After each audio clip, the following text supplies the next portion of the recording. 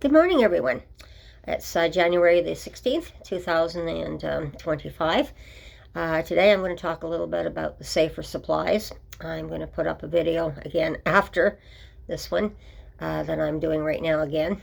And it's what's happening in another ward called Hintonburg, which I was very heavily involved in the 1990s. I've mentioned a little bit of it on some of my previous views because I was on their security committee, as well as that was back in the 1990s, as well as today I'm on the security committee in Lower Town. So I have a really good idea where Hintonburg, we had all prostitution issues, we had drug issues, needles all over the place.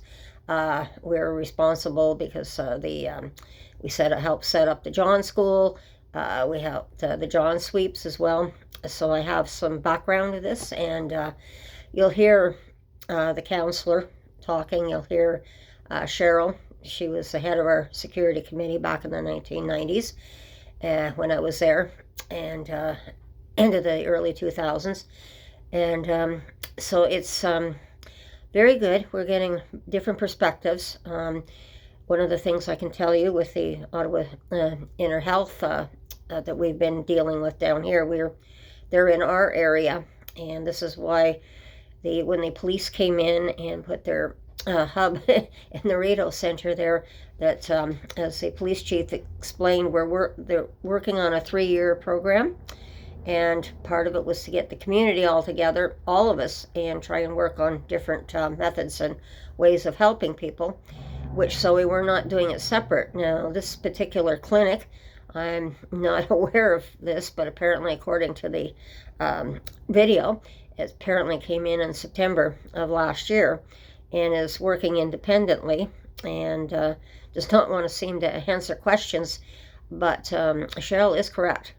This is part of the problem. We need rules and regulations around things. I know it was brought up by me in an earlier video because of the videos that we were seeing from Vancouver, for an example, that they get these drugs that are supposed to be helping you get off medication to get off the drugs and that.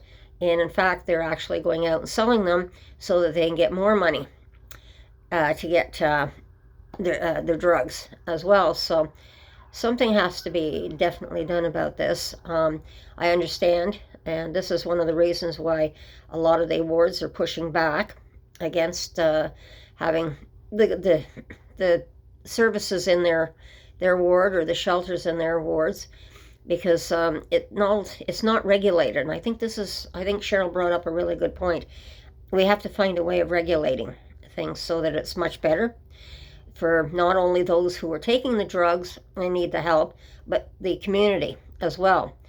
So this is where the police have come together with many of the community operations here in Lower Town, and are slowly trying to work with everybody, get everybody to the table on the same page, see if there's what's been done, what hasn't been done, what could be done, and different ways of looking at things and how we can do things better. So I know it's getting more successful here because we haven't had many problems.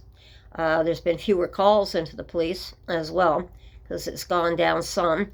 We're still having problems, definitely, though, so we're still working at it. And I think the police chief's doing the right thing, having a 3-year program set up so that we're in year 1. This is what they've done for year 1. Now we're going into year 2, see what we can do in year 2, and then go into year 3. But this has to be done in stages.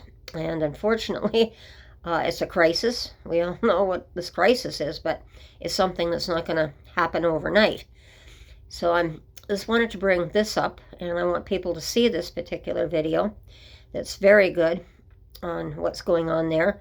I think it gives us an insight, and I think this is where the problem is. It's rules and regulations. I think we need to set up, and how does the city go about setting up rules and regulations? So I think they're still working on this one, because I'm seeing things all over the place where we came out of the pandemic, full-blown crisis, and what do? We just got hit in the face with it, and like a door slammed on us. Like, what do we do? How do we open the door? How do we get this fixed?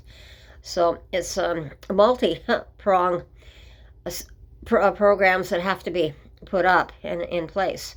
So I can say there is some success that's going, but I think each community has to have its own, perhaps, set of rules, or people,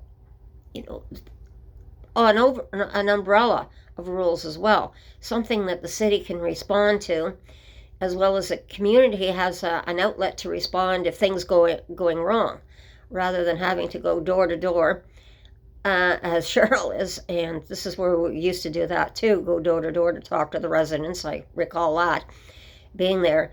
And and of course I knew a lot of people too, so word spread very quickly when you're in a small community or a small ward.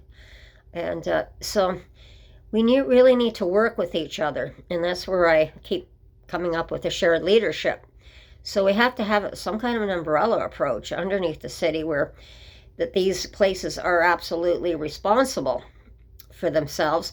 The clinics are responsible not only to their clients, but they should be responsible and be able to answer to the city as well as answer to those who live in that particular ward and what's going on with the crime.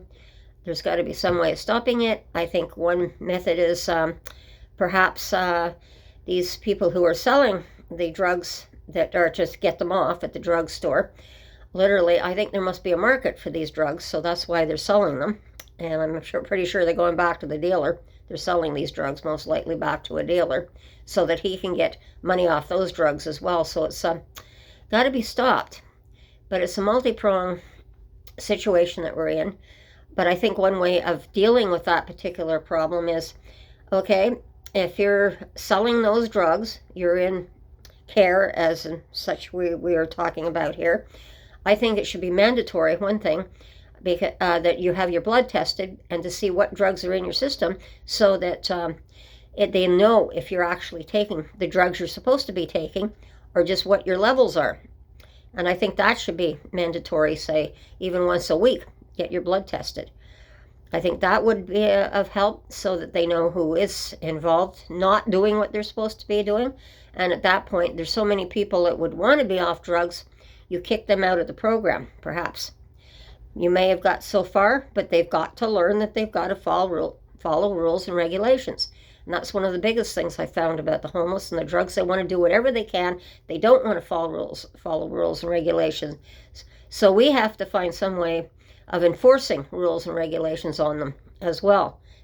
And that's only one way of helping them. So it's a type of enforcement, but it's not having the police come in exactly the same as enforcing what they have to do and going to jail and whatnot.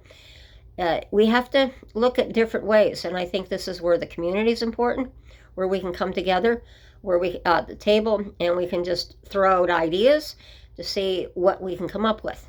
So I'm going to leave it there for today, everyone. Please watch the video, enjoy yourself, and take care, everyone. Be safe, watch your surroundings, and we should talk again soon. And bye-bye.